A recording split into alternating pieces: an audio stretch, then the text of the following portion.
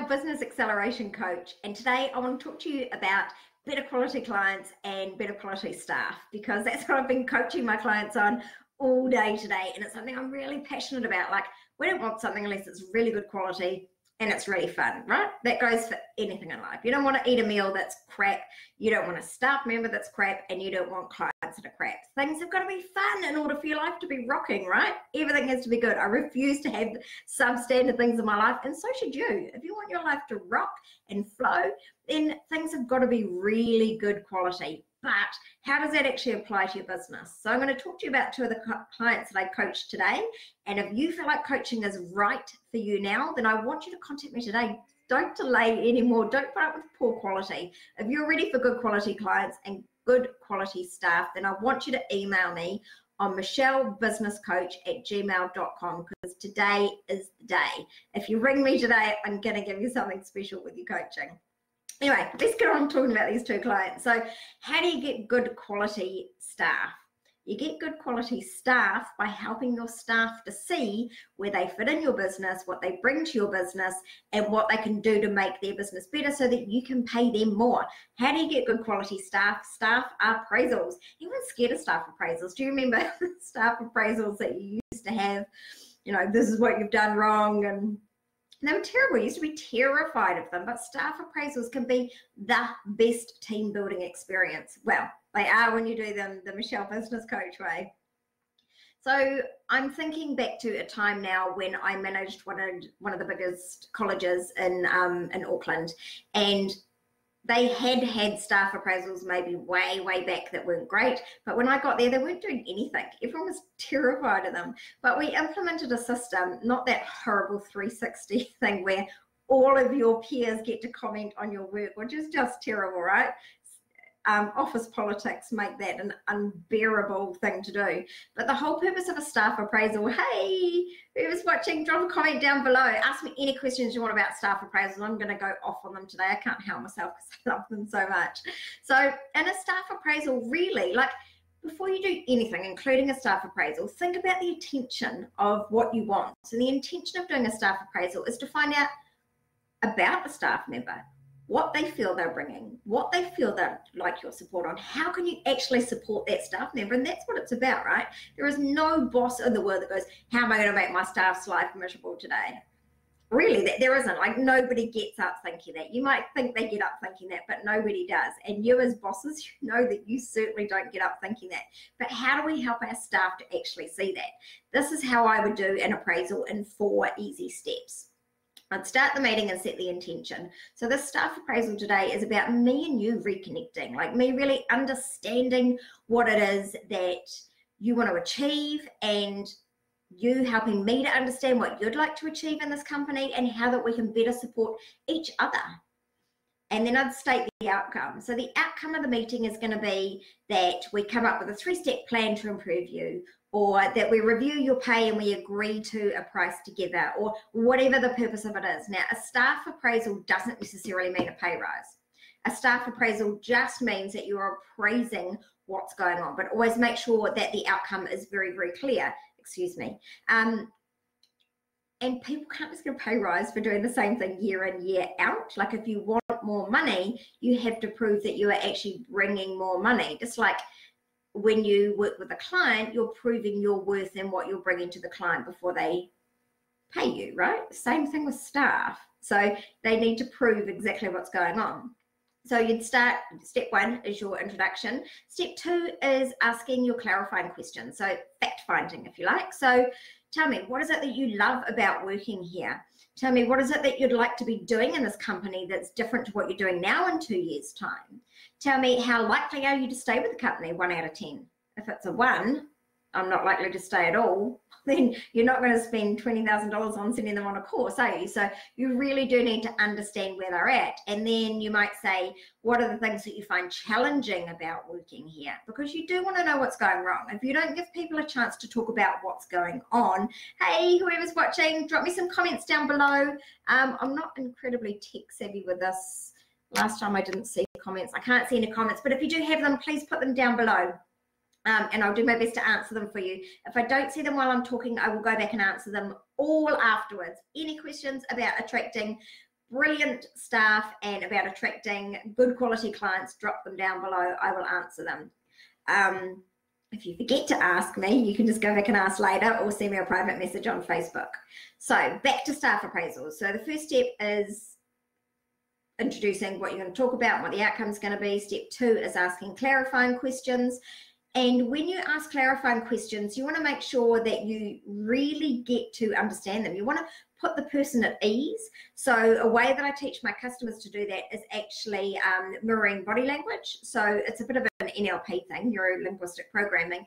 But for example, if your client is, or your staff member is sitting forward, then you can sit forward to start with, and then you might slowly start to come back, and they'll start to come back as well. But when we mirror somebody's body language, it's not mimicking them, it's putting them at ease. You can match their breathing, you can match their stance. Yeah, so that mirroring, it's called mirroring, will start to put them at ease. Once you've got people at ease, and once they understand what the actual purpose of the meeting is, they'll start to really get in and telling you some things. Never ever, when you are fact finding or when you're talking to anyone in general, put down what they're saying. Like, they're saying it to you for a reason. And if it triggers you, do your very, very best to let the trigger go and really get to understand what the message is. So if they say, well, I hate working at this company, it's going to trigger you, right? Of course it is. But you go, okay, so help me to understand why you hate working at this company. So just always ask them for clarity. And again, with the mirroring, it's called reflective listening. You could say, you hate working at this company. That's what you need to say. You just, what reflective listening is, you're saying back exactly what the person is saying, and they might say, oh no, I didn't say I hate working at the company, because they might be thinking something, but something different comes out their mouth. And by doing that whole reflective thing, you're actually giving them an opportunity to hear what they're actually saying out in the world. And they might be like, oh, actually, I sound like a bit of an ass. You know, so you're going to help them to actually have some of that come to the fore. So clarifying questions are my favorite sort of questions. Ask as many as you like. And if you need help with some, you know that you can reach out and ask me, and then I'm always happy to help you. So that's step 2, is clarifying questions. And then the third step would be to share your information with them. So you've asked them for some information. Now you're going to share some of your information. So you might say, let's see, if one of your questions was, where do you see yourself in the company in 2 years' time, and what would you be doing differently, and what support do you require for that? And they say they want to do such and such a course. You might say, oh, okay, so one of the outcomes that you would like is to do this management course, or you'd like to do this coaching package so that you can manage your team as well. And then you might share some facts. So for us, I'm not sure if you're aware, but we need 5 people in the team, and at the moment we've only got 4, which is putting a strain on our resources. What are some of the ways that we could come up together and find a way around those resource issues so that I can actually put you onto this course? So you're sharing information with them that helps them to understand why you're making the decisions that you're making, because it's important for your staff to accept the decisions that you come to together. So in the coaching example today, we're talking about a pay rise, right? Because someone's stepped up a certain level, and the pay rise that they're going to get is really good, but you want them to understand why it's good. You know, you want people to understand why you're reaching the decisions you're making, because otherwise they just go, oh yeah, but then behind your back they might be saying, oh, cheapskate and this and that, the other, unless they truly understand why you're making the decisions. It would be like your partner coming home and saying, oh my God, we're moving to England.